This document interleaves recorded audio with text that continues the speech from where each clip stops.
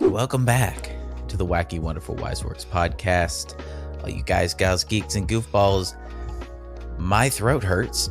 Your throat hurts. Do you think you're coming down with something? I've got whatever Ethan has, which it seems like a chest cold.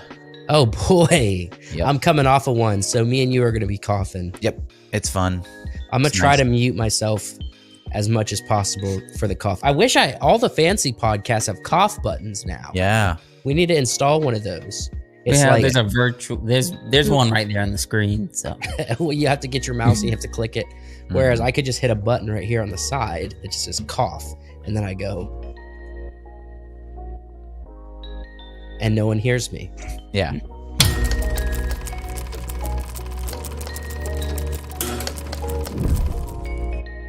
And I remember guess to this is turn my it off. podcast. Then I'll take it away. Just give me the topics and I'll give my opinions.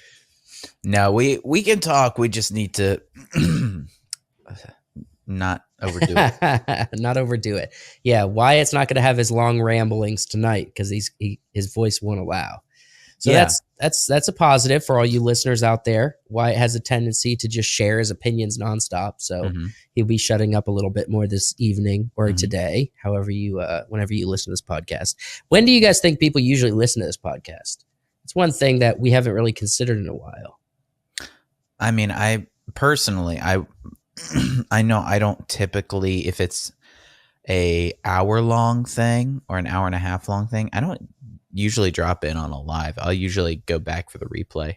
Yeah, so Yeah, people aren't sticking totally. around for the live usually. They're probably on the replay.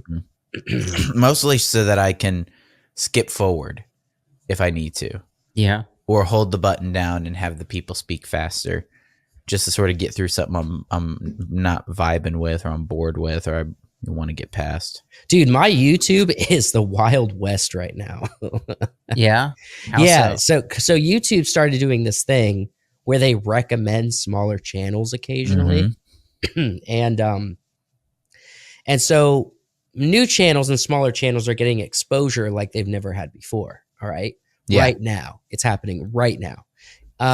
Like on the homepage where most people click on a video where they're looking to see what YouTube recommends them, there's actually videos in there that have like 50 views, you know what I mean? Or Mhm. 10 views. So YouTube's actually serving up content that it doesn't have a lot of exposure to people. With that change and also my watch history, my YouTube homepage is wild these days. It's got to Mine be is- nuts for most people. Mine's probably primarily podcasts. I listen to a ton of podcasts on Spotify and then YouTube. That's all. Mine's mostly movie commentary. That's it. That's all you listen to. I mostly listen to movie commentary, breakdown videos. A lot of Gary. I don't listen to like a lot of Gary, but anytime he's got like a real BBC coming out, or a Yeah. Nerdrotic Nooner, or he's on with Drinker or Mahler or whoever, I've been hitting up the EFAPs. Right. Because they are incredibly long. There's a ton. Sometimes they'll be 10 hours long, and so I'll start an episode and I've got what I can listen to for the rest of the day. What do you guys, Joshua, do you know who Chris Gore is? Chris. I know Wyatt does. I don't think so. Wyatt, what do you think about this guy, Chris Gore? Do you think he's like, I know he's deep into the culture of filmmaking and everything. He's very much an enthusiast, but as a commentist, so like he's been on YouTube creating content for a long time, but he has not had a serious pop off outside of anything he's done with Gary. Mm-hmm. So what do you think about Chris Gore as a personality? Because I don't know how to pin him down. I'm like, I respect this guy's opinions because he feels like he's pretty knowledgeable, but at the same time, I look at him and I hear him talk and I'm just kind of like, this guy, I respect him, but I don't know how much I take him seriously. So Chris, I know of the people who are out there doing movie reviews, Chris is watching the most movies. Probably. Chris watches at What's his least a last movie name? a day. Chris Gore. Gore. Chris Gore. Gore, Gore. Chris watches at least a movie a day. He's reviewing movies all the time. He's been in the industry worked with big names, been on Attack of the Show, G4, the one that collapsed after trying to come back fairly recently. Yeah. But I think his opinions on some movies are a little bit different than a lot of the people I listen to on YouTube. Yeah. He's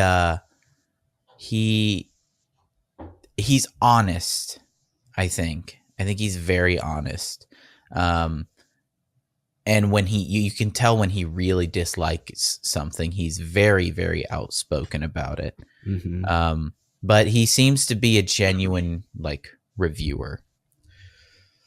I feel that way I don't too. agree with all of his takes. I think I think a lot of them is not going to be my cup of tea, but yeah. I think there's something also I don't necessarily, which this could be hypocritical of me to say, but when someone's been doing a very specific thing for a long time, a part of me doesn't trust if they don't have a large following yet. Does that make sense? Yeah. Sure. And I don't know why that is, but I think there's just such an effort that we make to try to do well with our content, that if someone has been doing it like 4 times as long as us and they're still struggling to get exposure, I'm just kind of like, what's going on here? You know what I mean? It's the same with that one dude. Who's that one dude that's like a filmmaker who wears his hat backwards all the time? He used to be really big, but he lost weight. What's his name?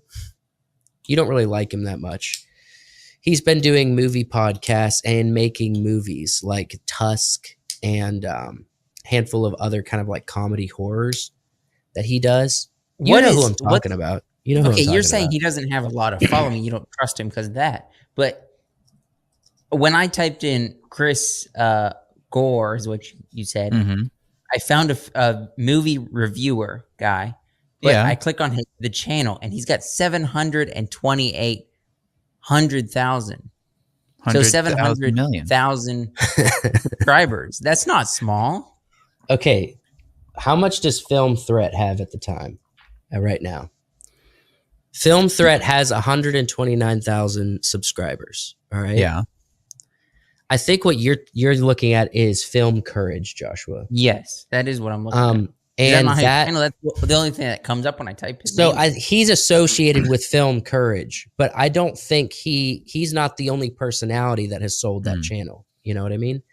So I'm talking about Film Threat. Film Threat is his channel, and he's still got still that channel's got 130. He's got 5,000 videos on Film Threat. Okay, and the oldest was from 6 years ago. That's not terribly long, actually.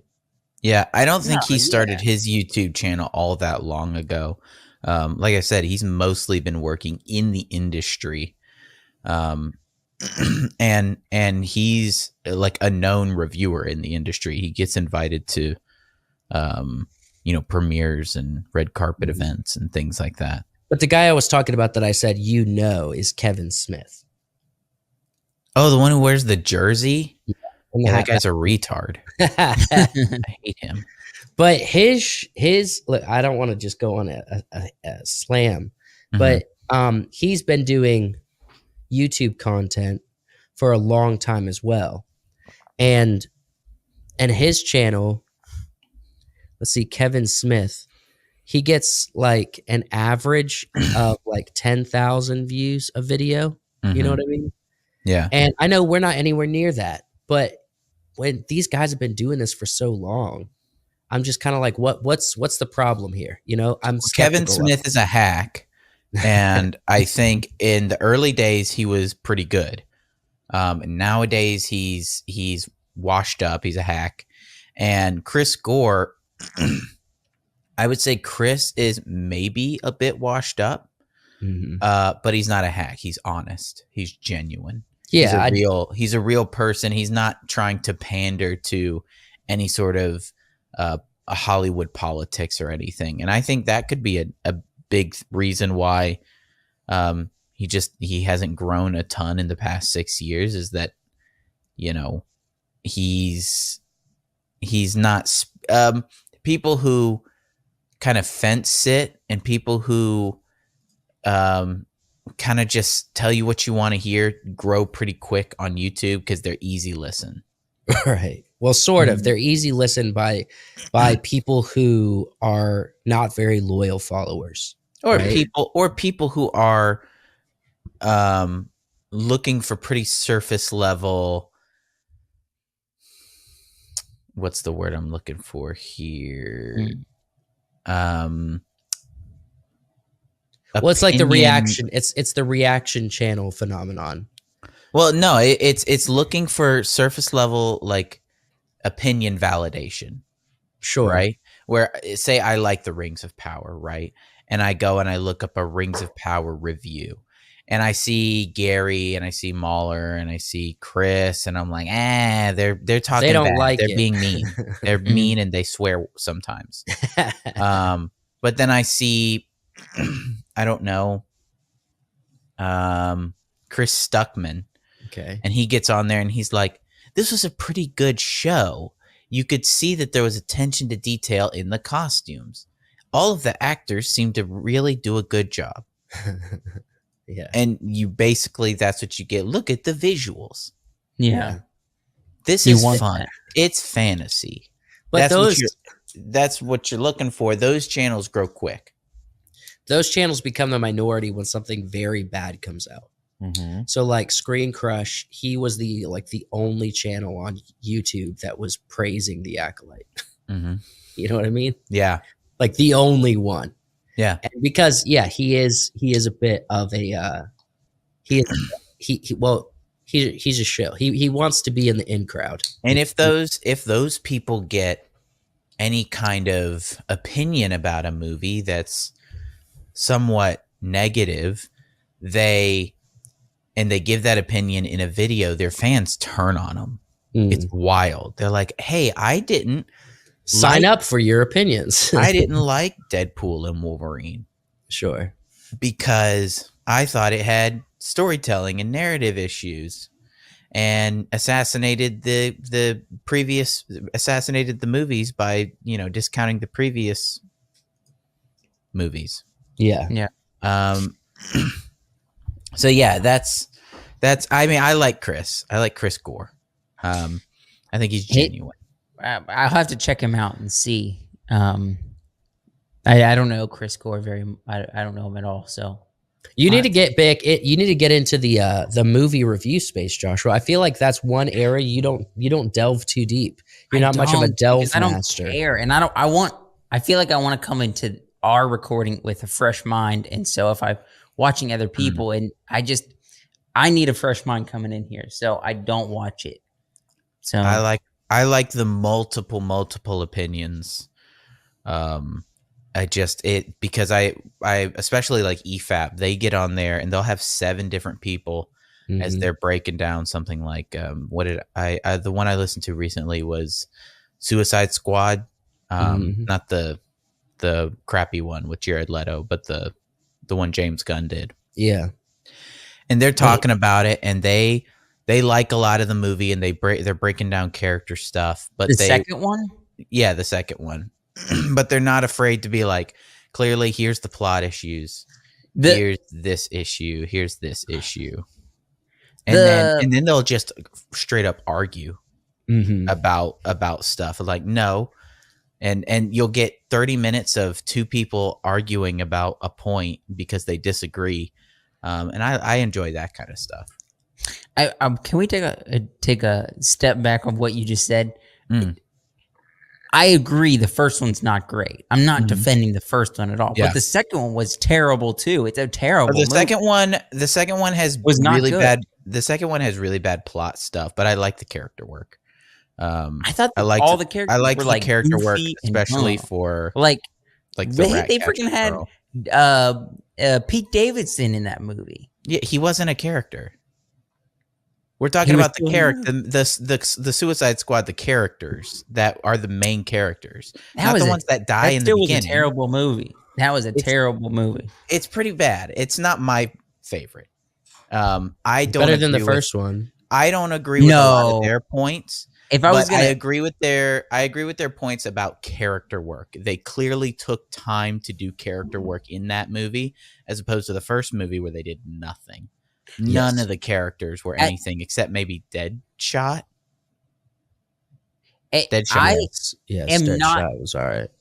by saying this statement, I am not defending the first one because as movie goes, it's a terrible movie itself. Okay, but say your statement. Out of the two, I would watch the first one over the second one.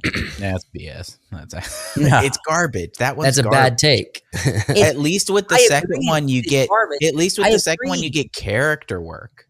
But out of the both movies, I would still watch the first one over the second one because they were both garbage. They've not made a good Suicide Squad movie. I think the second one has at least character stuff.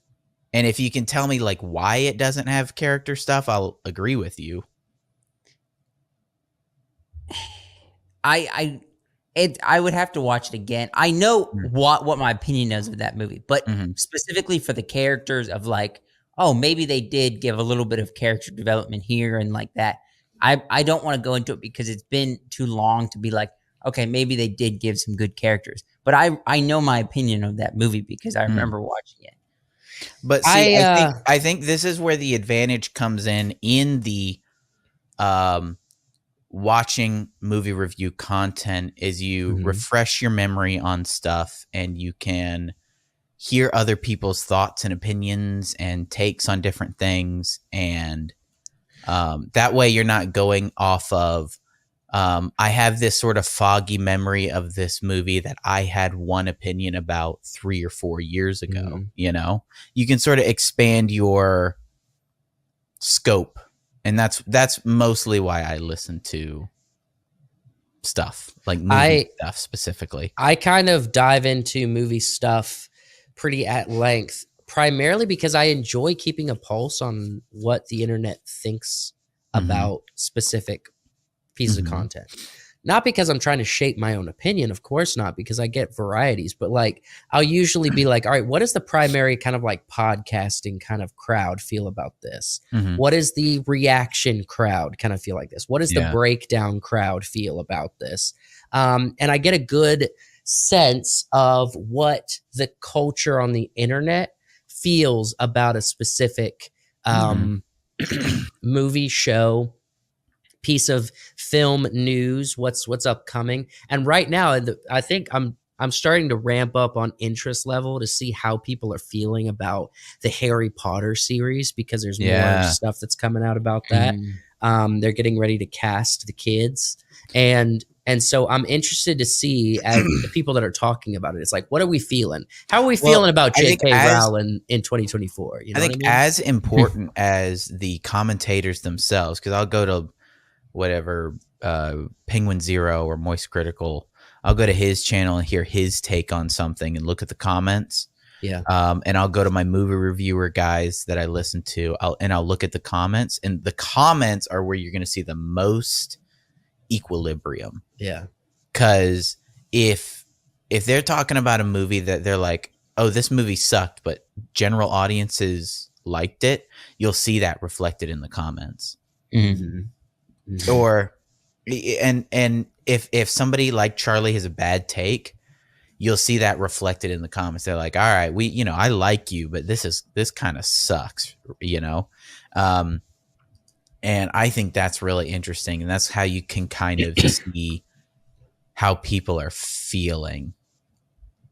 Now, I know he's a little bit of I know you haven't I think he used to be with Collider or something. And I know you're not a big fan, Wyatt, but I have seen him be a lot more critical of stuff lately. Who? Which surprised me. John Campea. Yeah, yuck. What a shill. He is a shill, but I've seen, as of late, he's become a lot more critical of stuff. He's had to because Robert Meyer Burnett's not there anymore. Oh, so he's playing devil's advocate a little bit, or at least filling Robert Meyer Burnett is an actual, like, movie reviewer guy, and was able to give that, sort of opposite opinion. where Campia was like, I can be positive about everything, and Robert can come in with like the facts and logic and stuff. And now that Robert's doing his own thing individually, I think Campia is having to actually have opinions. Yeah. Are we gonna get to our first segment? Maybe. Yeah. We may never get there. Eventually. It's just going to be more movie talk. This 20 episode is movie talk. 3 minutes.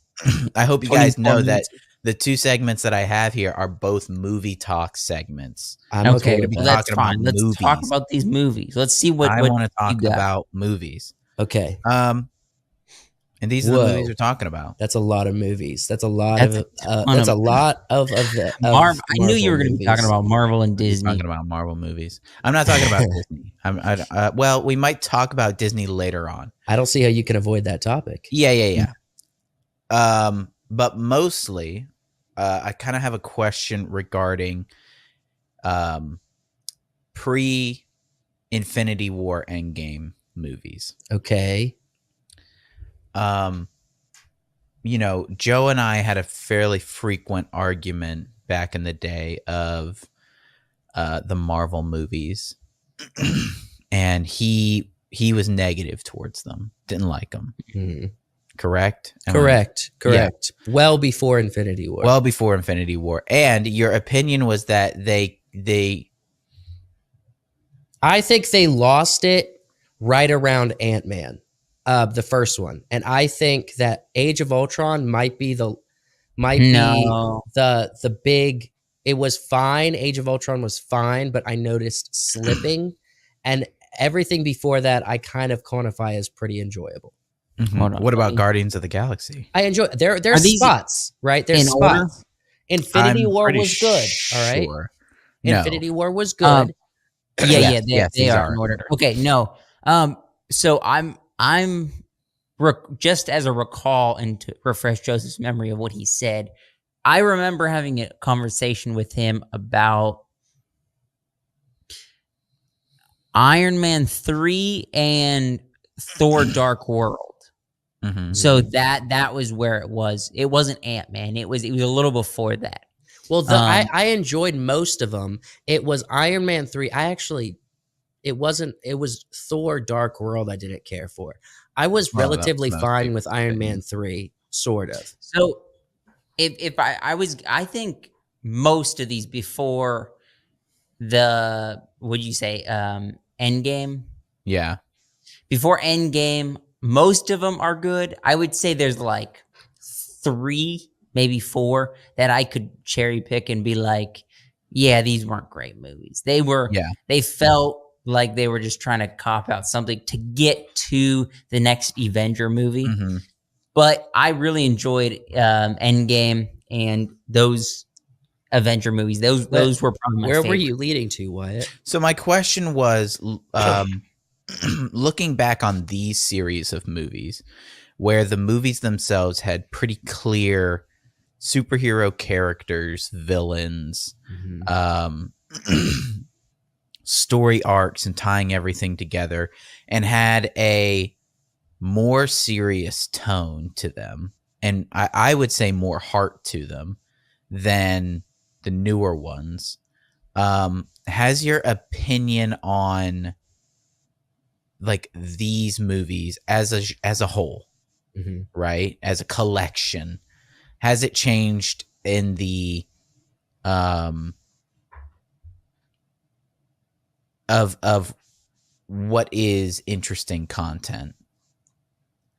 Because before you were like, I don't like it, I think it's dumb, it's not sustainable. You were right, it wasn't sustainable. Correct. It's gonna get too big, they can't keep adding new stuff. You were right, it did, and they started to fail. But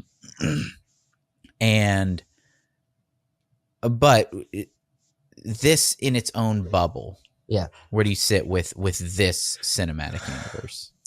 With like the before it started going, like before like Infinity War? If you consider Endgame like the last movie. If I consider Endgame the last movie, if they actually stopped it there, I would probably eventually look back with nostalgia. Even the ones I didn't like. I didn't like the third Thor movie. Was it the third or the fourth? What, Ragnarok? No, Ragnarok was third. I didn't like the second Thor movie. Yeah, Dark I think World. a lot of people had a hard time with that one. I was okay with Iron Man 3. I would actually rather watch Thor over Iron Man 3. And then, but they came back with Civil War, Captain America Civil War, and I thought that was really strong. They had Guardians of the Galaxies. I never liked it as much as Joshua, not anywhere close. But I was like, it's enjoyable. And then I liked Ultron somewhat. And then once Ant-Man came out, I felt like it devolved into something that wasn't good. I mean, I know Civil War came after Ant-Man, but I'm just saying, like, it just became. I don't know your issue with Ant-Man. By time Ragnarok was around, there was a very strong collection of bad ones in my mind, right? Yeah. Well, I would say Doctor Strange. Yeah, I would say Doctor Strange. I would actually say Age of Ultron is one of the weaker movies, along with Iron Man 3 and Dark World. But I don't know your issue with Ant-Man. I think here's where ultimately I think this is where it falls off. When they started getting more and more niche with the heroes they're bringing in. Okay. I think that's where I think that's where they started going downhill. Right. Why is niche bad? Niche is bad because there's not as broad of an audience for a specific comic book fans, right? Okay. Comic book fans enjoyed Ant-Man. Right. And I'm asking what's wrong with the movie. What's wrong with the movie? Yeah. I think it was ultimately uninteresting. I think the character was uninteresting. Right. I think the premise of a suit that shrinks you down is uninteresting. I don't think it's that strong for a superhero concept. I think it's starting to hit the fringes of kind of the crazy ideas that the comic books delved into. I think we lost touch with reality. I'm going to push back. I don't think a suit that shrinks and grows is nearly as unbelievable as like Hulk or Thor or Iron Man. No, I don't think that it's unbelievable, the character, but I think those weren't strong movies. I think the first Ant-Man and it has nothing to do with the character. Let's break this down for what you just said, because what you just said is fundamentally incorrect. All right. Okay. So we are talking about So let's start with the obvious. Captain America. He has a science experiments done on him that allows him to have supernatural strength, speed, and the ability to do abnormal things. And he becomes a super soldier. All right. That is a scientific, unbelievable, but scientific process that makes sense. It's very similar with Hulk, right? It is a very similar process. It's a scientific accident. All right. Thor is from another planet in the far reaches of the universe. And so he is a god character. So as much as he's disconnected from reality, it's still based in some form of believability. Then you have Iron Man, who's the ultimate believability. If you can just craft a suit that works to that has the ability to give you essentially superpowers, any man can become the superpower, and his power was his ability to do that, his brain. All right. Then we hit Ant-Man that defies any kind of logic, that it's not a scientific experiment gone wrong to allow people to Hulk out. It's not something that's like a scientific correct experiment like Captain America that worked correctly. It is literally a suit that goes into your physiology and allows you to shrink, like your flesh and blood. It disconnects you from any kind of grounded, believable nature, and it loses you. It just loses you. All right. Honestly, I think that someone who has wizard powers, as crappy as Doctor Strange is as a movie, it's more in line with the believability nature because you're dealing with magic than a suit that could turn a regular person into something tiny. I think that's incredibly unbelievable. I think that's insane. If you think magic works, but tiny guy doesn't work. I'm saying it is within the realm of believability more than taking a normal guy and having a suit that can shrink you down. It's not the suit. Clearly have never seen the Pym particles which The is Pimp a movie never came out. Okay, but scientific it's discovery. it's the same. It's the same premise. It is a unbelievable feat of science that is so far disconnected just from a like the character Hulk, like Iron Man. just like Tony Stark, just like Captain No. America. No, because just they like were stuff in fundamentally Guardians of the changed Galaxy, forever. just like Age of Ultron, just No. like Wolverine's claws, Hulk just like and Captain America's America shield. was fundamentally changed for the rest of his life. Like this is something that does not hold any kind of logic to it. There's no like train of logic that can make my mind have an enjoying process, suspending belief. Yes, suspending belief. But as far as to say that the Ant-Man phenomenon works and is believable in any capacity, Okay. I think that Hulk, it's a scientific experiment that went wrong, and he is fundamentally changed forever. He has Right. this Hulk out alter ego that will stay with him forever. Captain America cannot reverse the strength of his science experiment. Mm-hmm. Wolverine, he was born with a specific mutant ability, and then a science experiment changed him to where he becomes more powerful, but ultimately is that way for the rest of his life. Like he cannot change that. This Ant-Man thing is just like, it's just science. Like the only thing when it comes to suits that works for me is Iron Man. This Like is Iron a Man and world. Bible Man works. You know what I mean? This It's not a is suit. world It's a with BIM alien particle. It's a particle. superheroes like X-Men. We're superheroes, exiting mutants. reality in my mind. You We're have exiting reality with the Mark, Ant-Man. Yes. like Tony Stark, and you don't think that they can make a guy small. I think that's unfar-fetched. See, now, yeah. yes, well, the this same is thing a is with like Endgame. I was super super annoyed with the time travel No, aspect I because was too. that's another element of leaving the grounded foundation that we can easily suspend our belief for superheroes into something that's too far reaching. That's what I think so. I would agree with you with that. I don't think Ant-Man is a reach as far as believability. I think it is for me, and I think it is asked- for a lot of people. I think the box office probably tells a different story on that one, because the first Ant-Man was pretty well received. People liked it. The second Ant-Man is where you come into a little bit of an issue, because that one is not a good movie. And the thing with the first Ant-Man is it follows the formula. He trains, he gets a suit, he learns his powers, he fights the bad guy. It's fun. It all wraps up pretty nicely. I'm more on Wyatt and saying like, yes, you can have an Ant-Man. I think Ant-Man was probably the weakest out of all these movies. Was it forgettable? It was a terrible movie. Was it forgettable? Yes. Was it terrible? No. I'm not saying it was a terrible movie. I'm saying it was the start of the downward spiral that has become Marvel with the multiverse. I would say and the I would crazy rather watch different Captain superheroes. Marvel than Ant-Man. I said no. Josh was trolling.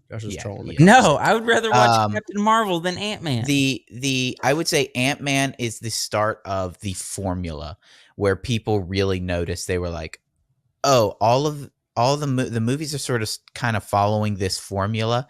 And so I would say it's more forgettable than anything else.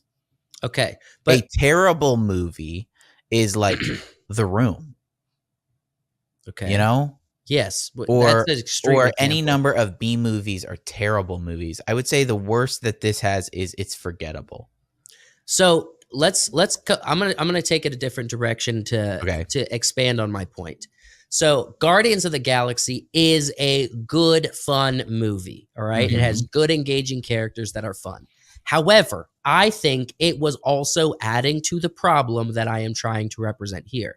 Because up until now, the only thing that was not grounded in Earth believable reality with superheroes was Thor. And that was more ethereal, supernatural kind of style. All right. Not necessarily, because they were like friggin' aliens. Yeah, dude. the whole Avengers movie was about aliens. It was but aliens. it made the universe feel vast. It made it feel very disconnected, and so it was a very special being, right? Mm-hmm. I was able to not lose myself with the narrative of Thor. When we hit Guardians of the Galaxy, it turned the universe into this wacky, unbelievable place Mm-hmm. that ripped me out of the believable Earth narrative that birthed Captain America and Iron Man, right? And Right. it added to the problem, and it goes along. It's the same chapter of the same book that I'm saying Ant-Man did for me. Mm-hmm. All right. The only thing that I don't harp on Guardians of the Galaxy for is because it was fun. It was a fun movie with Right. fun characters. But it ultimately accomplishes the same thing that I'm talking about, Mm-hmm. that it removes you from the world that you felt like was being set up for you. Yeah. All right. Here's a question that I'm Yeah. going to ask you to suspend your disbelief Okay. here. Okay. Suspend your disbelief by ignoring your disbelief. Okay. Right. As a movie series, right, in continuity,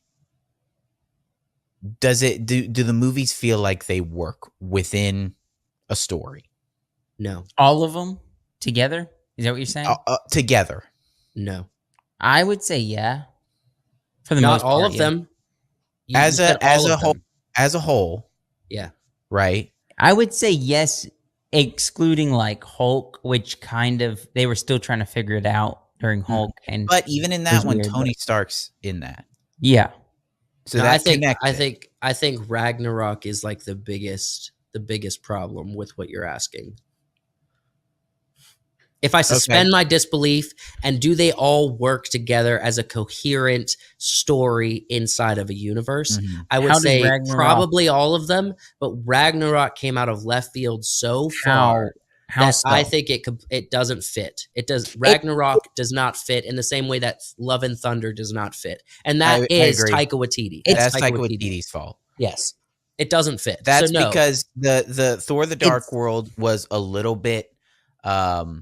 It seemed a little bit dark. It seemed a little bit too emotional, and people were like, "Thor is a much more colorful story than this in his comics. There's always jokes and it's colorful. It's fun." Yes. And so Taika Waititi took that idea and he turned it into Thor Ragnarok, which can be funny and it can be fun, but I think that one takes away a lot of the seriousness that we got in some of the other. Well, what the foundation of this was supposed to be, right? Mm-hmm. Which was supposed to be what Jon Favreau was building with Iron Man and these first films. Yes, and the first Thor, I don't think anything's gonna beat as far as movies that Thor is in. I think the very first one, yes, it's different than the comics. I understand that. But I think it worked so well with Iron Man and Captain America that it didn't skip a beat. You know what I mean? And I would say I think the downfall of the quality in how they write dialogue started with Guardians of the Galaxy, because James Gunn takes a very jokey, fun, kind of interesting thing. I think it was a little works. before that. It works with Tony Stark's dialogue works for him. yes. Yeah, but And that's fine, okay, think right? of the third Iron Man. As much as we'll accept the third Iron Man movie, it's just think of like that little kid and the dialogue he has with the kid. It doesn't feel.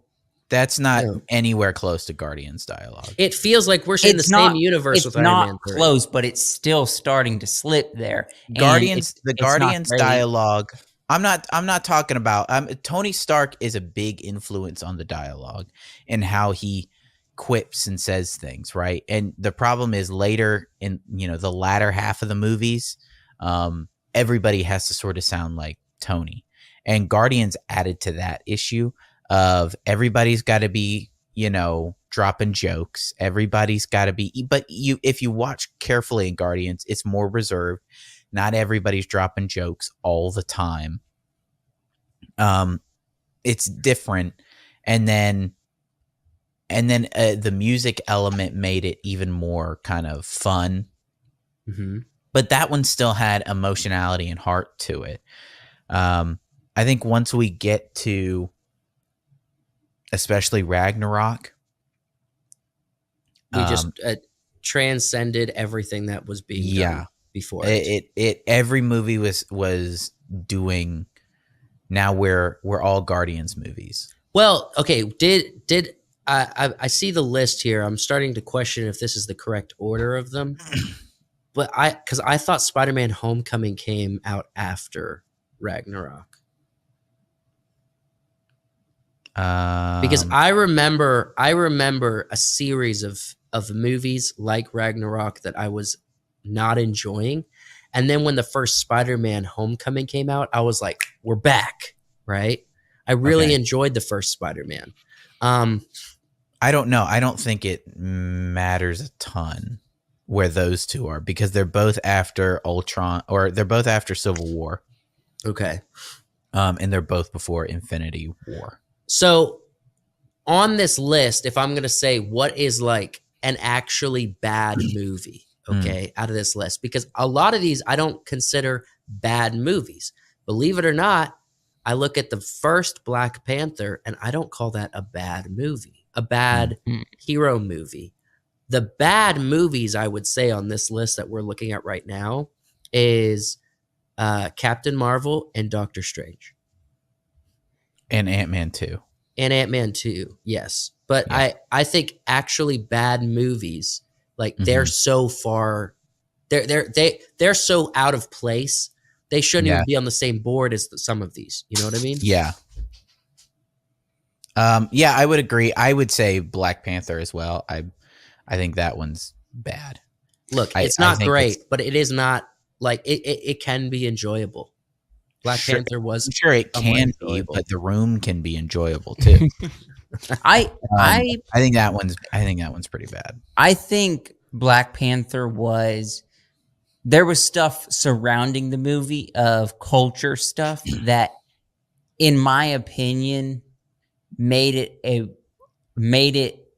I don't want to say worse movie, but I'm going to say that you were annoyed. You were annoyed. Yeah, I was annoyed by the movie only because of the culture around the movie. It had nothing to do with the movie itself. I'm not talking about the culture. I'm talking about the movie itself. I think is a bad movie. Well, the end fight was horrible with like the rubber characters and the CGI was bad, and the logic were pretty bad.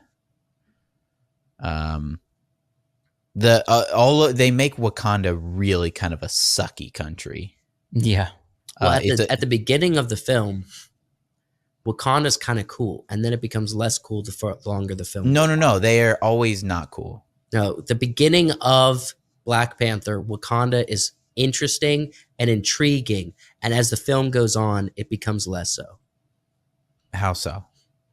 So I think it's because it's shaded in mystery. It's the first Black Panther. It's the first time we're going to Wakanda, as far as I remember. And the nature of the technology, the nature of a hidden city and a hidden land, and everything just was. It just kind of felt fresh, but not that idea that I'm saying where it leaves reality. You know what I mean? As the film goes on, it does that. But at the beginning of the film, it actually holds a bit of that Marvel Universe believability. I like Hidden Kingdom. I like Hidden Kingdom and interesting technology. The issue is where they start adding their logic to it, which is Hidden Kingdom with super technology. But they're also like super like egalitarian people. They're extremely kind, and everybody's super smart, and everybody's super happy, and they don't care about anybody else but themselves. Right?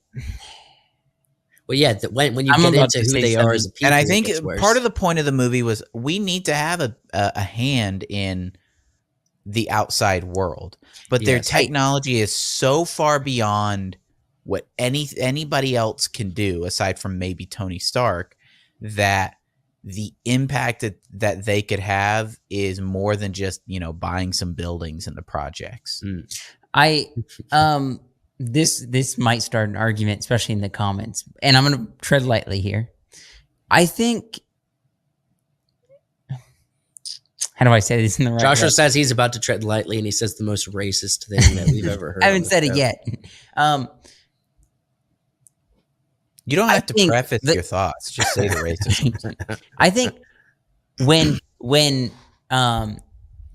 Hollywood tries to show us a version of Black culture, it's always not quite right. Yeah, I know what you're meaning. I had the same problem with the Bob Marley movie. It was like, it was a good movie, but there was something, it was like they were trying to hide his faults so that it didn't feel like it was, a movie needs its downs so it can have its highs. It needs to be that emotional roller coaster. And I think when Hollywood shows us Black culture on film, they show us such a high concept of it's a flowery version of it because they're a minority and it's like a film made for minorities, so they're afraid to bring out any negative connotation with the people in the story. But contrasting you don't have your highs without your lows. You need some of the lows to have a good movie. Contrasting that with Tony Stark, he's a narcissist party boy who doesn't care about anyone but himself, and he has to be redeemed. Like, that's not a positive attribute of his personality. He has to be redeemed from that side of him. So you're 100% right, Joshua. They're scared to lean into negatives about a minority group. That's what Hollywood is. Because they feel like they are perpetuating stereotypes, but really all that it's doing is telling a human story. But whenever it's the same thing, we're getting the exact same thing with women, right? Okay, here's a great example. Christian movies, really bad Christian movies, are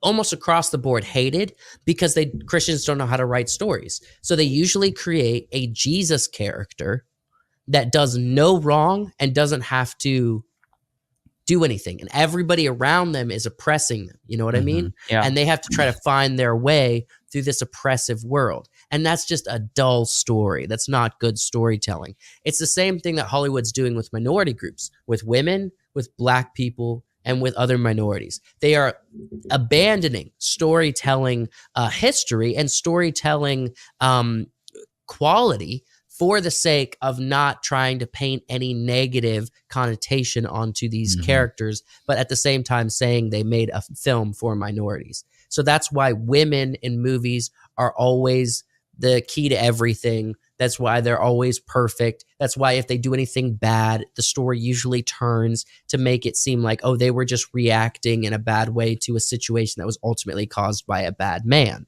right? That's the point of Hollywood right now. Is the most powerful superhero of all time. Well, she is in the comics, which I think that's a problem with the comics, because whenever you make a character that's that powerful, then it's just like, why are we even telling the story? She could just nuke a planet. You know what I mean? She's Superman. Yeah. Like, why do we even tell the story? So it's sterile morality is what it is. And sterile morality is not interesting. Not interesting at all.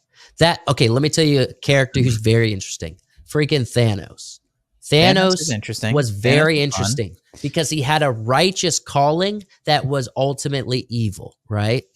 And wrong. But his foundation of his thought process caused you to think. You know what I mean? Which makes him a good character. Yeah.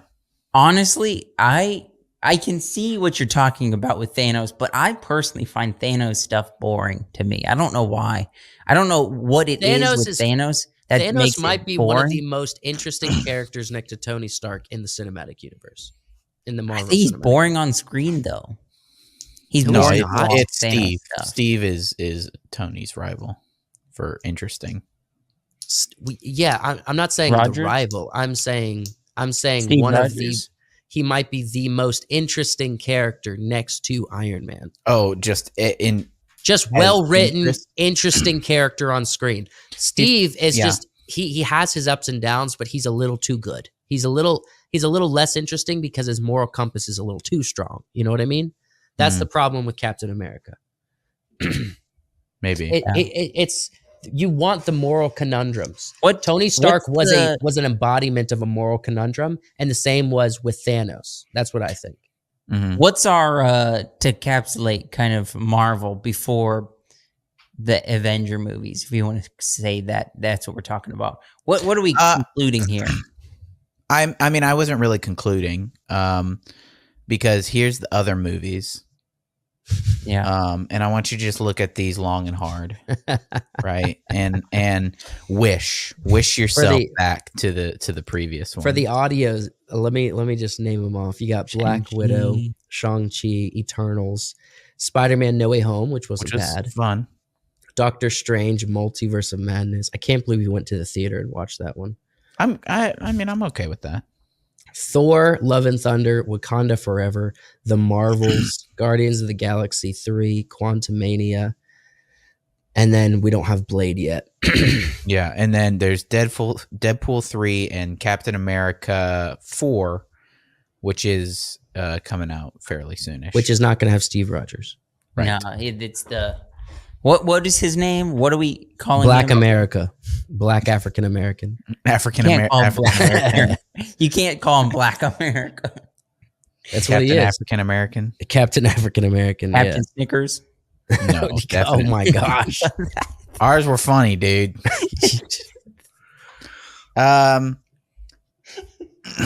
Looking at these, I would say you have one interestingly fairly good movie in Spider-Man No Way Home.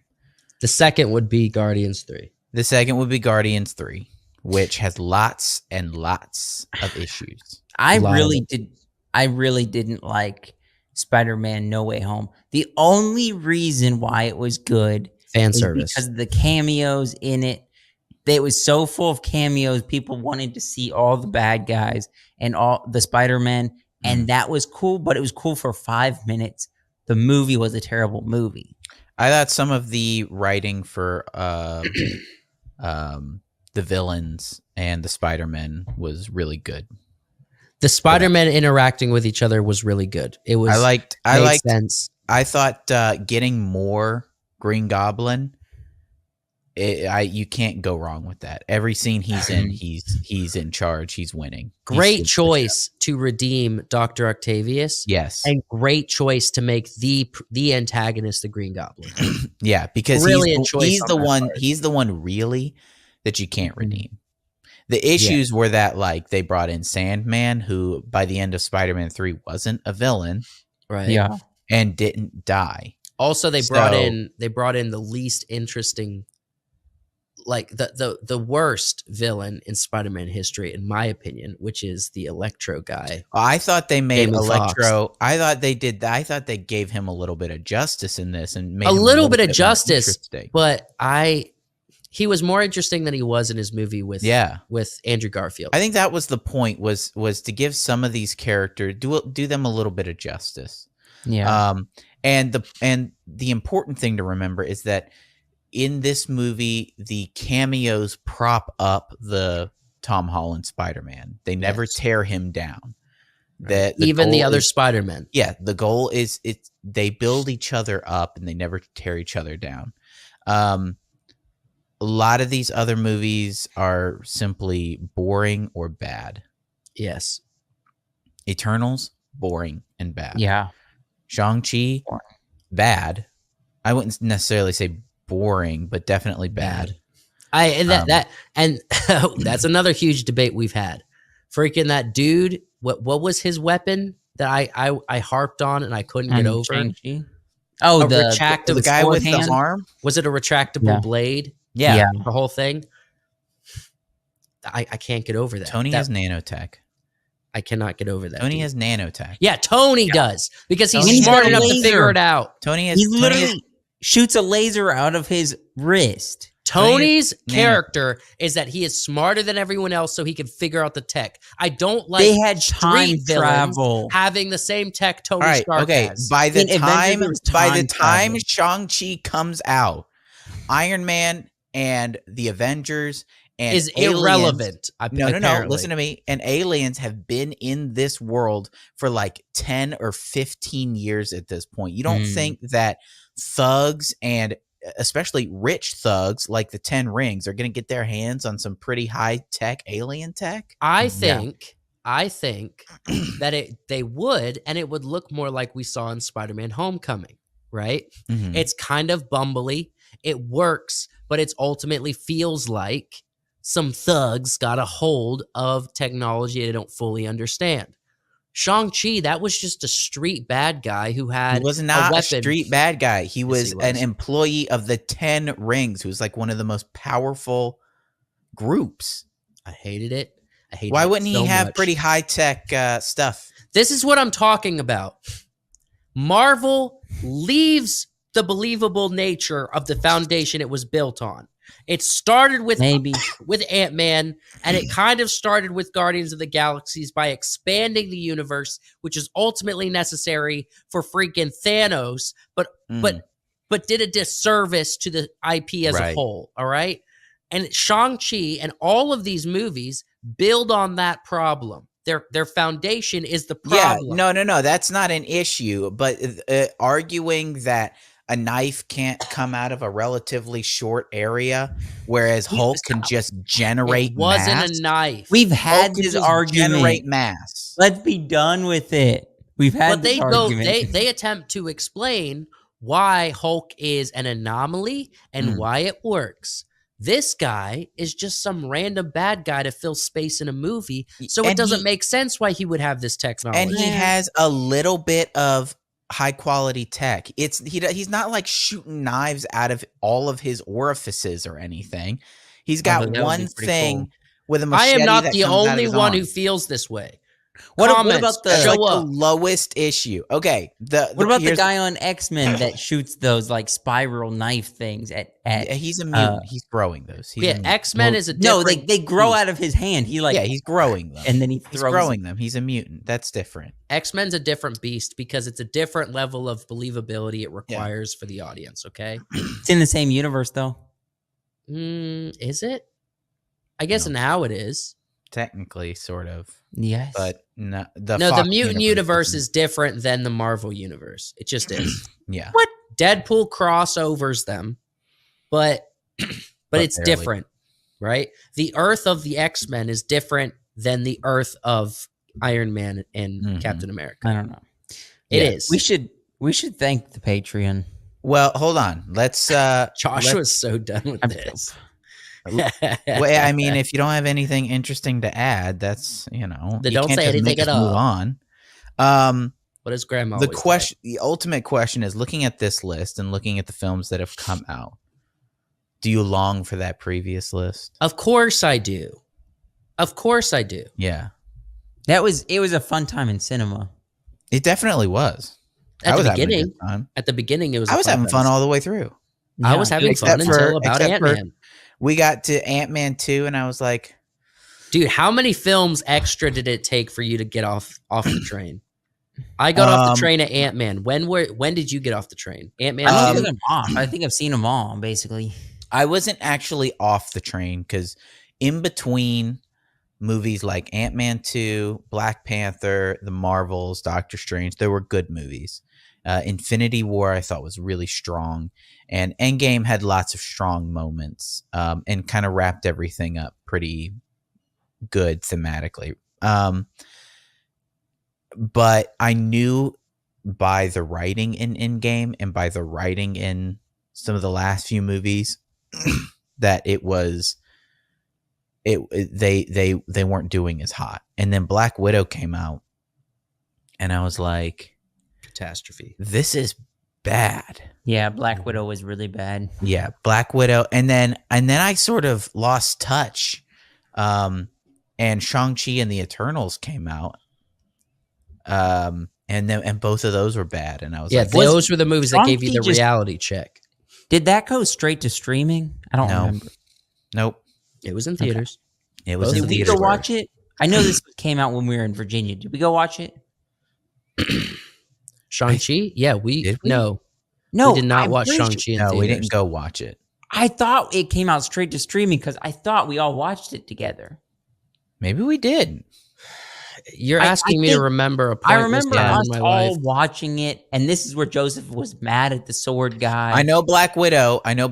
Came out under streaming because Scarlett Johansson had an Yes. issue with that. Yes. Shang-Chi might have come out for streaming as well. But yeah, anyway, I think I'm technically not on the train, but I've seen all of them except for Deadpool. So I haven't was- watched Quantumania. it I was skipped the that one. last. And It was Wakanda the last Forever. couple of movies. It was the last couple of movies. I could tell by the writing, the last couple of movies, that they were on a downward spiral. Wyatt, did you watch Quantumania? No. I watched Yeah, it because I remember I you came skipped. in when I was watching it, and you were like, "What?" And I was like, No, "Yeah." on this list. So I even though I was off the train, I still was watching the movies. But when I say off the train, what I mean is I am not believing this is a good franchise anymore because I'm seeing where we're going with this. Mm-hmm. That's what I mean. Like up until Ant-Man, I was like, I am on board. I want to see the next movie. Mm-hmm. Then after that, I just got bad movies, disappointment with a couple happy moments. That's it. Yeah. And with this list, I haven't even seen all these. I skipped Wakanda Forever because I've seen enough. Quantumania because I've seen enough. And the Marvels, obviously, because the entire internet told me not to watch it. Mm-hmm. So Yeah, I mean, if you had hard with the Ant-Man stuff, I'm sure all the stuff afterwards was like insane. Yeah. He's like You a watch- guy who can You watched shrink. Eternals. He's like a no to a guy who can shrink, and then No. there's people like throwing rings off their arms and dudes snapping their fingers with gems, Or, like, and turning people you into have Harry butterflies. Styles. I told you I He's like, enjoyed "No, Infinity no." War. I enjoyed the Spider-Mans, okay? He's like, let's go back to the guy that can shrink. Well, the thing is, I already had to like I said, to get to Thanos, Guardians of the Galaxy had to happen. They had to expand Mhm. into the wacky universe. They did.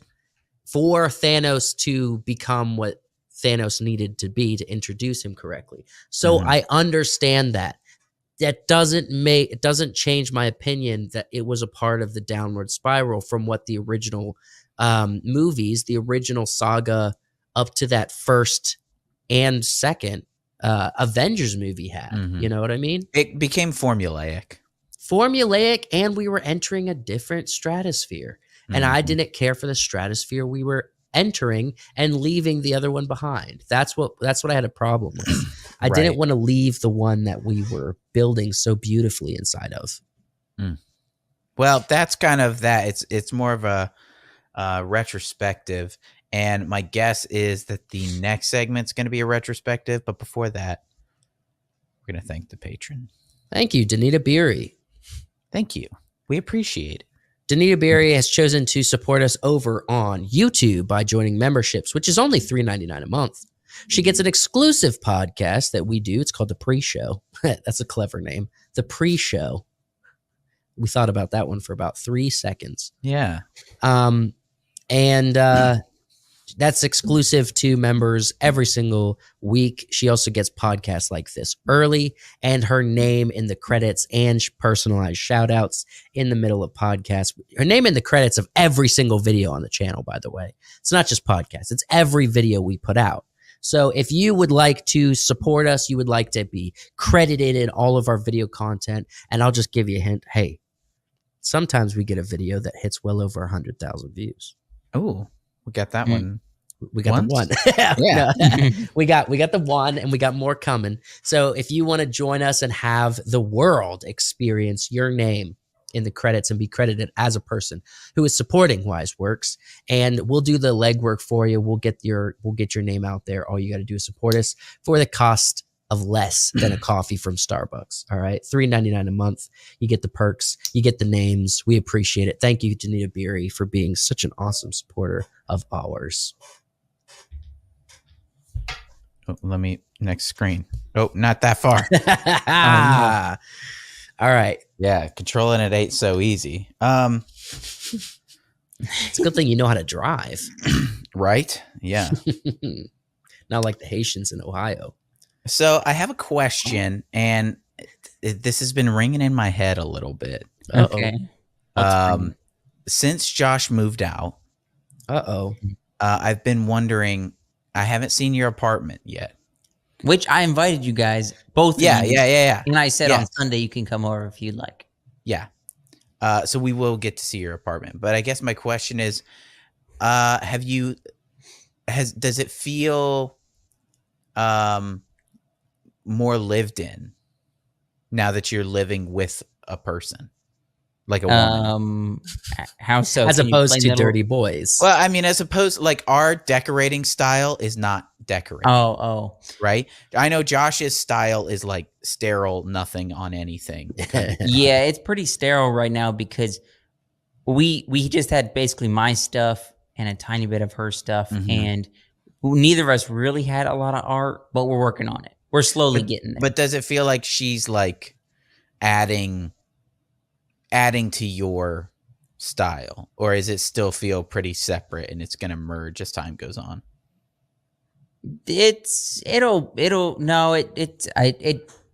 I would say it's ours, but there's not a lot of style there still yet. You'll see. So it'll come along. Yeah, it'll come along. All right, cool. I was just curious because you've been in there for a little while now.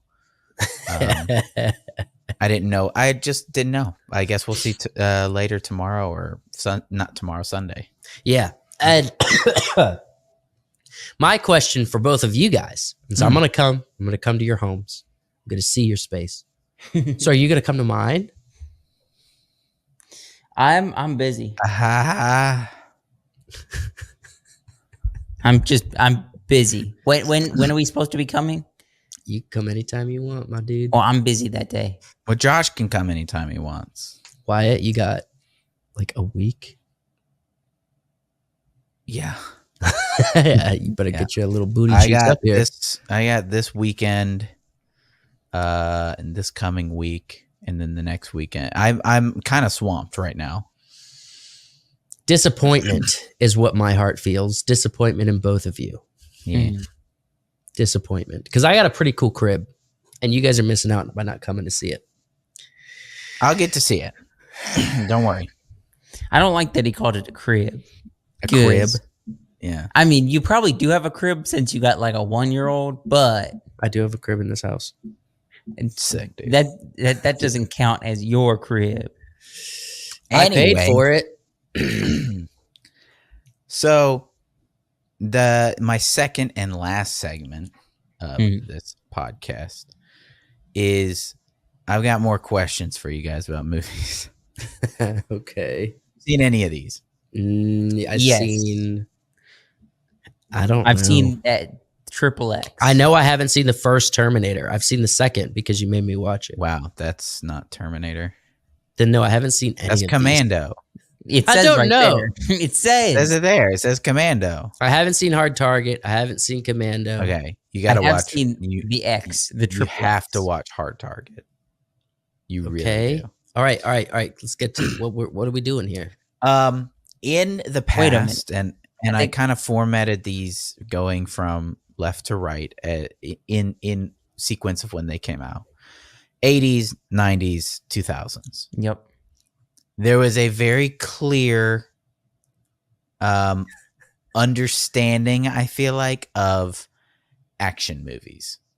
Okay. Where they both took themselves seriously, but they were so over the top that people could laugh at them as well. Yes. And I don't think anybody got offended that if you laughed at their action movies, because everybody knew that they were wacky and they were over the top. And that's not how reality is. Yes. Moving past the 2000s into the 2010s, we see significantly less and less wacky. I was when in searching in the early 2000s, I saw a couple of the really wacky action movies, Okay.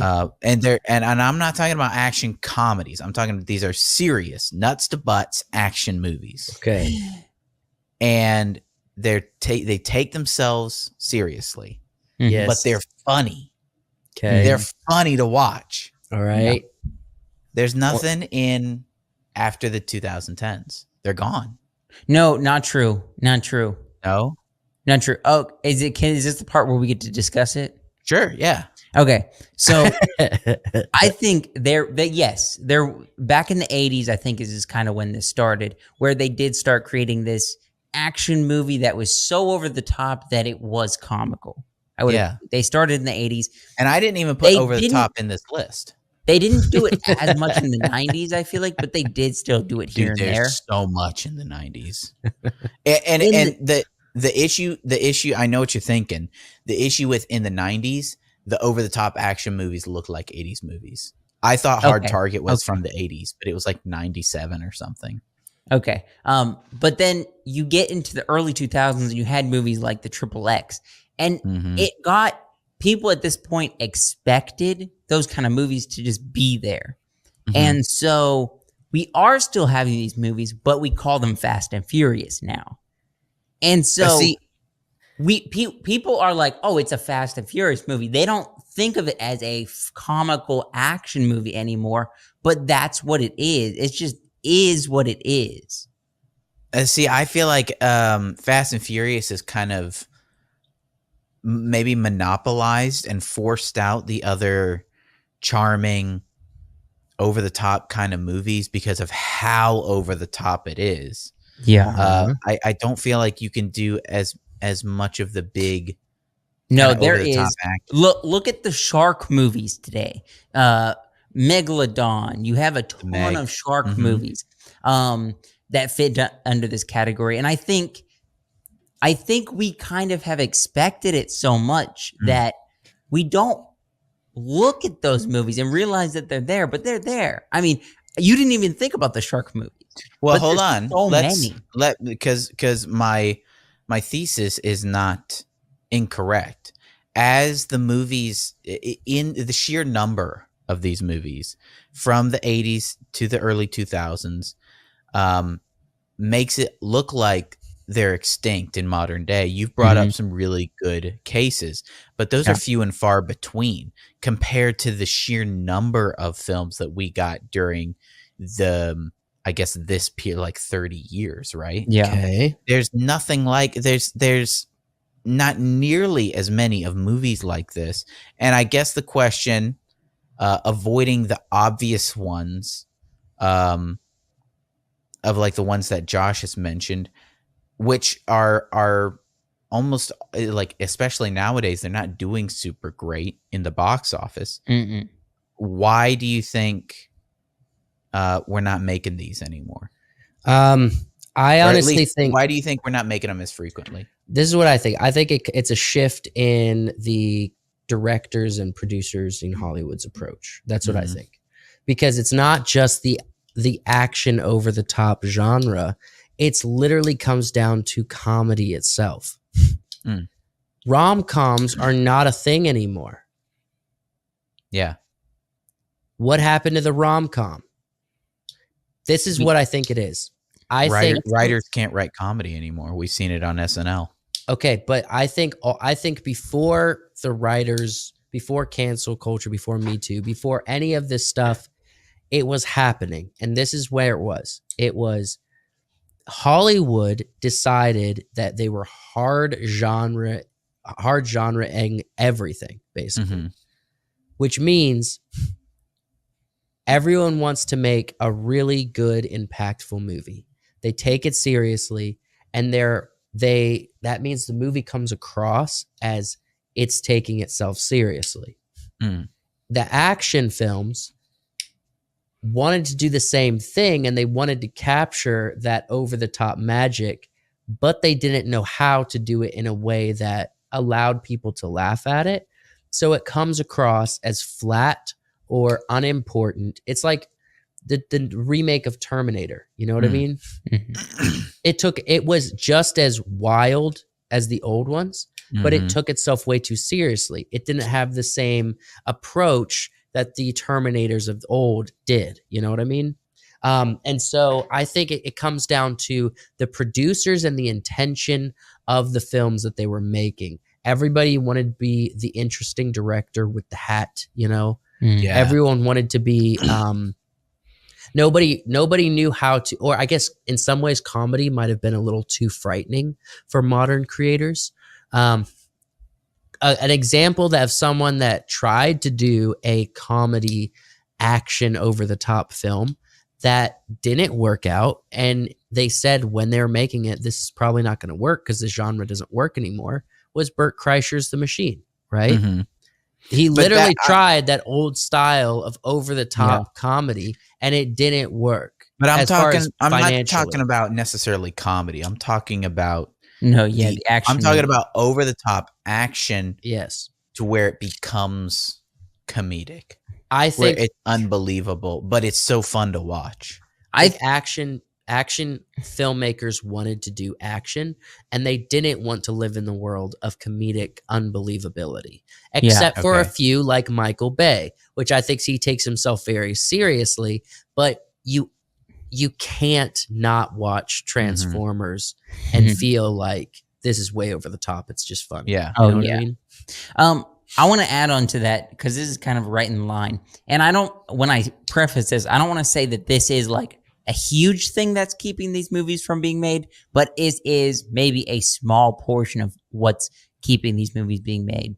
Is I think with streaming, there's a bit of a shift in what Hollywood is making today. I think back then there was a lot more movies being made than there was like even shows, because it was harder to get into, and you had to make a pilot and then your show had to be picked up, and you did multiple season shows, where now because of streaming there's a lot of shows that are coming out compared to movies.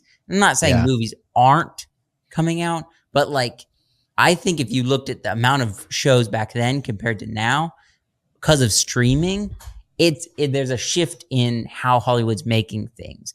But and that's the just attitude, a small portion of it. I think you're right. I think the attitude could reflect that. Is like when you're making a movie like Roadhouse or Commando or something like that, your attitude towards, okay, how do we make this the most entertaining for the 103 120 minutes or whatever that we have.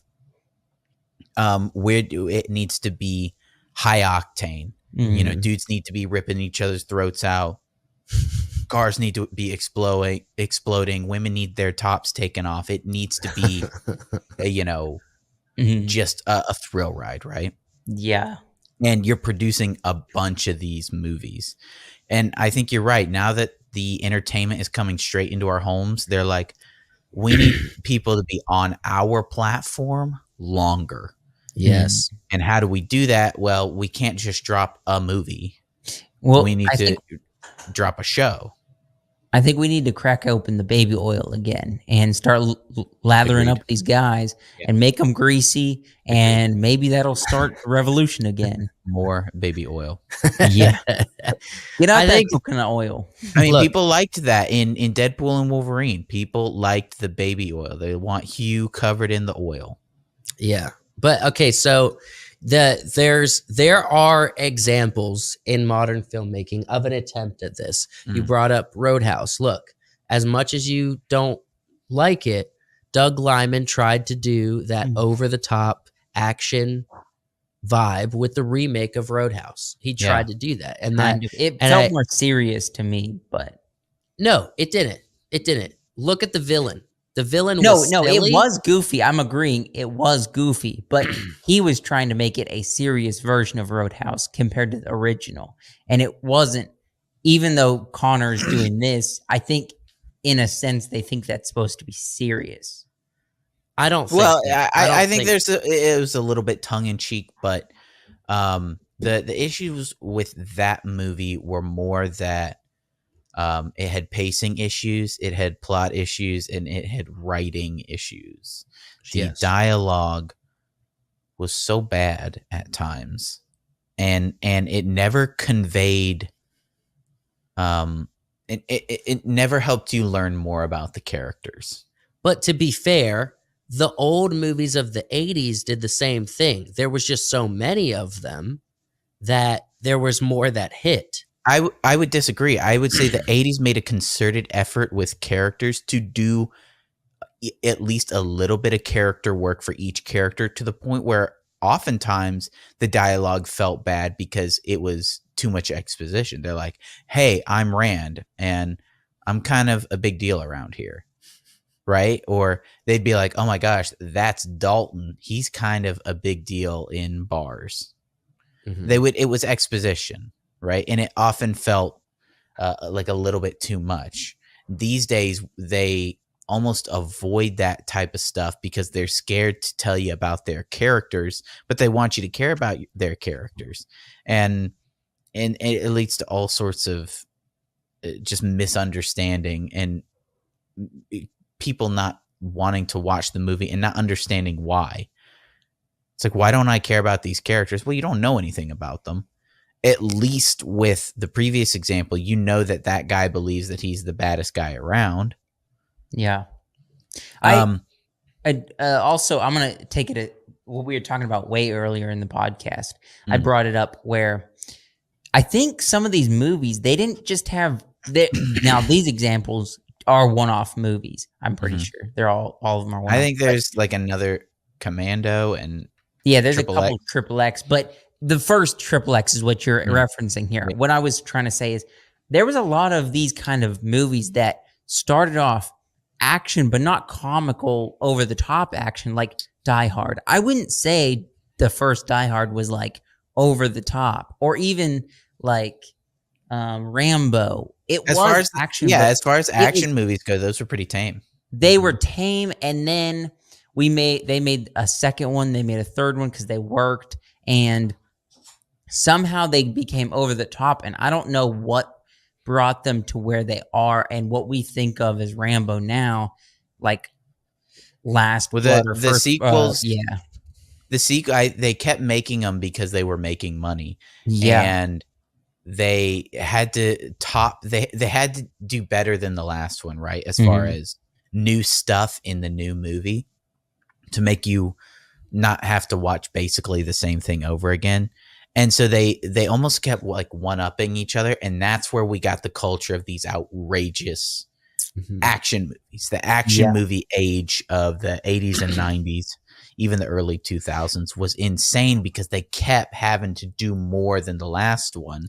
When Die Hard and Rambo were both good, and they weren't outdoing each other. Couldn't there be a argument to be made that these kind of movies just fizzled out because inflation got too expensive to make them, and there wasn't enough money in the return to make movies like this? Couldn't it be as simple as that? We could argue to say that Marvel superhero movies are the modern versions of these movies. Well, I had a very similar thought. That's not wrong. I would say that the over the top, the budgets were probably pretty tough. Lots of stunt work, lots of practical effects. Also, I think the market just gets tired of these. Like, it's the same that we talked about.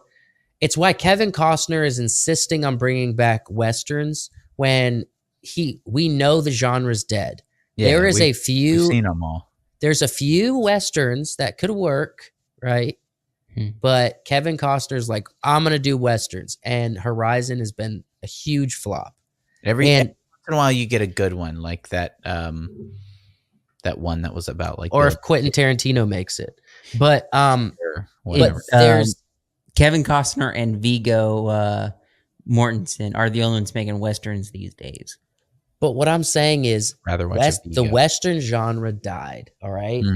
The market was done with the Western genre. Yeah. It's very possible the 80s action flick, it's done. I think it's done. The market no longer had an interest for it. So I guess the question becomes, should people try to do anything like this now? Or should we like with the Western stuff, I firmly believe every once in a while a good Western can come out, but we can live in the ones that exist and have plenty of fun.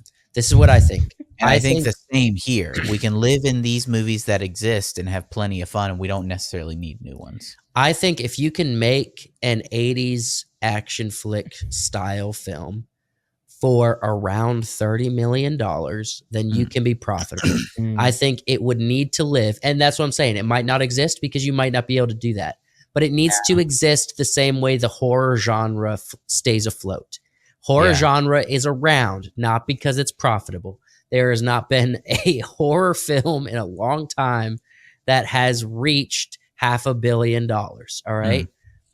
The only reason horror stays alive is because they keep them budgets tame. You know what I mean?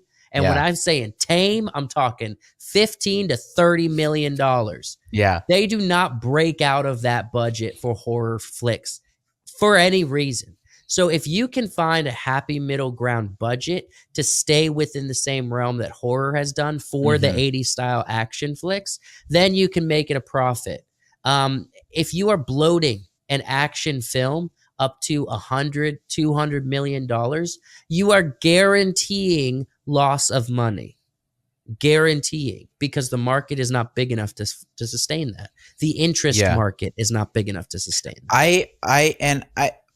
There might be people that disagree, but I don't know that people are going and watching the big action movie anymore like they used to. I mean, I think I think people will come out for a John Wick or for a Top Gun. What did people go to the theaters to watch this year? Dune. That was last year. But yes, Dune, which is a very serious high concept, right? Planet of the Apes, which did not make its money back. It did, actually. Did it? Yeah, it did.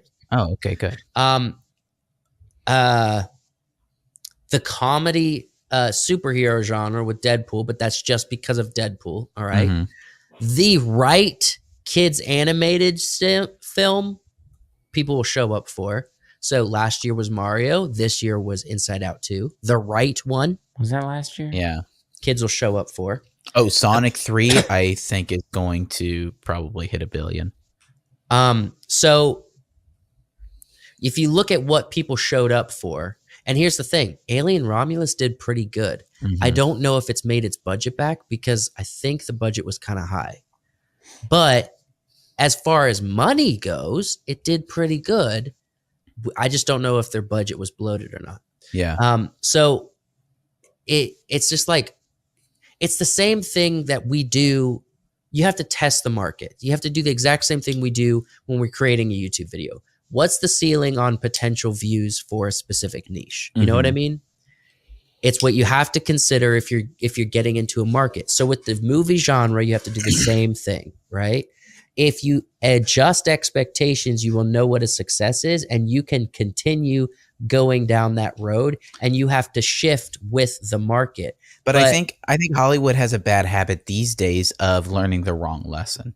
Yes. So 100%. when the superhero genre comes out and they're seeing that it's working, they keep making more movies exactly like that, and they get worse and worse, and they get more and more childish. Yes. I think Godzilla -1 could be a great example to Hollywood of what to do with a movie, but I think they will somehow learn the wrong lesson. They'll just be monster movies. Well, no, it won't even be that. They've already got that problem. Yes. It will be, I don't know what it'll be. It'll be like, it will go back to the hide the monster as much as possible, hide the giant monster as much as possible, but with none of the entertaining character work, and none of the story and plot elements that were there in that film. But they'll be the budgets will be bloated. That won't be the trend. The trend won't be, here's a giant monster movie for 15 mil. Right. No, here's a giant monster movie for 250. You barely see the monster. At least with the $250 million monster movies that Hollywood's putting out, at least you see the monsters the whole time. All right, so let's just do a quick brainworm for probably the next 3 movies that's coming out this year that are big ones. All right, let's see what we're sitting at. You got Gladiator 2. That's going to be a big one this year. Okay, could be. You got Joker 2, Folie à Deux. That one will be pretty big. And then you have Wicked in November. All right, those are the 3 big heavy hitters for this year. All right. I think Sonic 3 is going to be bigger than Wicked. Probably. Think? Yeah. I think Wicked will be a movie for, white women. The women, so they'll go watch it. It'll be bigger than you think. You also have think it'll Raven be the that Hunter. big. You have Mufasa, the Lion King, right? We got a couple. I don't think either of those will be very big. I think Wicked will come close, but I don't think it'll be as big as something like Barbie. No, I'm not saying it's going to get that big. I think women can look at that trailer and be like, eh. Do you think the women are saying nah to Wicked? Yes. You really think so? Yes. I don't think so. I think so. Apparently, I haven't heard any buzz about the trailer. I haven't seen any articles. I haven't seen Okay, nothing. but look at our channel. It's a consistent viewed video we have on our channel. Like, it's one of the consistently viewed videos. I didn't say that it's not going to be big. I said I don't think it's going to be as big as some of the others you mentioned. Oh, I'm not saying it's going to be Barbie, but we'll see. I think it'll probably make, a profit. But I think of the ones that we're getting, Folie à Deux is going to be the biggest. Either followed by or superseded by Sonic 3. Where do you guys think Mufasa the Lion King hits? Do you think that shows that's up? it's going to get like no views. What do you guys think Kraven the Hunter is going to do coming off of? I think that one might. I think that one might do a little bit better than people think, because it is the next superhero movie coming out. Unless it does the exact same thing Madam Web does, and the first people that watched it said, "This is a horrible movie," and no one. Like, people, what happened with Madam Web? People were getting refunds for their tickets before people they don't went realize to the theater. Word of mouth is a two-edged sword, cuts both ways. Does it? It's funny, they sold Madam Web sold tickets, and then they had to give the money back. Yeah. You can make a movie like Maverick with word of mouth, and you can break a movie like Madam Web. Yeah, with word of mouth. Mm-hmm. So we'll see. But no, I think to wrap up this conversation about the 80s action flick, my position is that the market's no longer there unless they can do something with the budget. I think it's as simple as that. It had its time, but it's no longer that time. Mm-hmm. I think we've moved on. We're on to bigger and less interesting things. Well, I mean, we might circle back around, but give it quite a few years to circle back around. Yeah. I think we're getting I think we're getting good action movies, but not those kinds of action movies where John Wick is over the top, but it's clearly a very different kind of vibe. Very serious over the top. It's more serious over the top fun rather than sort of corny fun that those were. Yeah. And then I don't have any more after this. I just wanted to kind of end it. What's you guys' favorite X-Men movie? I've been watching some X-Men movies. It's the one that I think people might say is the worst. And I don't really care for the I don't Dark care for Phoenix? No. Origins Wolverine, X-Men Origins Wolverine. I would agree. That's probably my favorite. I was about X-Men Origins Wolverine. Yeah, the first Origins one. Really? That's my favorite. I freaking love it. I like the love interest that he has. Yeah. I like the vibe of Wolverine. I don't care for the end, with the big climax fight end, but everything up to it, like his brother, the surgery that he has to get the antimanium. I think it's all fun to me. I mean, he sits on a motorcycle. He sits on a motorcycle, and that thing just like just dips down because he's got new weight. I just gotta say, it's fun. I freaking love X-Men Origins Wolverine. I don't know what to tell you. He becomes a lumberjack in that film. I love the enthusiasm. It's because I feel like I have to defend myself because everyone hated that. No, to me, I'm right here with you. I was about not to with say the X-Men. same thing. I like a lot of that movie. I think there's a lot of really good ideas in that one, and there's a lot of heart in it too. Yes, A lot of good characters. Yeah, a lot of good characters. But the I don't know. I do like X2. I think that's one of the strongest of the original three. Mm-hmm. That is the strongest of the original three. Oh yeah. X2.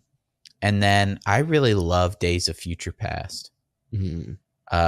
Yeah, I think it's got Peter Dinklage really was a good character in that movie. Yeah, I think all the characters have really solid writing and character work. They all make sense. Mm-hmm. Everything the characters do follows within kind of the way that they would act, and I think James McAvoy knocks it out of the park. Usually it's Hugh Jackman, but James McAvoy honestly knocks anything out of the park that he does. I think what's his name, who plays Magneto. Yeah, he Killer. takes it. Can't remember his name. He takes it in the first movie. Mm-hmm. In First Class. He's of the two. I love his acting in the first movie. In the second movie, it's James McAvoy, 100%. My favorite X-Men movie is probably The Umbrella Academy. No, I don't know what the crap the Umbrella Academy is. Yeah. Why did they think we're just gonna do? Cool. Why did they think we were like it? They were like, we're just gonna do a side quest idea of like what X-Men is. Yeah, I don't hate the idea. Weird. It's kind they're like messed up X-Men. Yeah. Which Stupid. is fun. The first season was fun. The second season was meh. I heard the third season was bad, and the fourth season was terrible. It was terrible. Yeah, looking forward to Stranger Things season 5, guys. Really looking forward to that one. Me too. I'm looking forward to that so much. Season 4 was so awesome with it was Vecna good. and everything, and where they left off. I'm so looking forward to season 5 of Stranger Things. High hopes, but with that, I think we should bounce. Yeah, absolutely. All right. Thanks so much, everybody. We love you. Bye bye.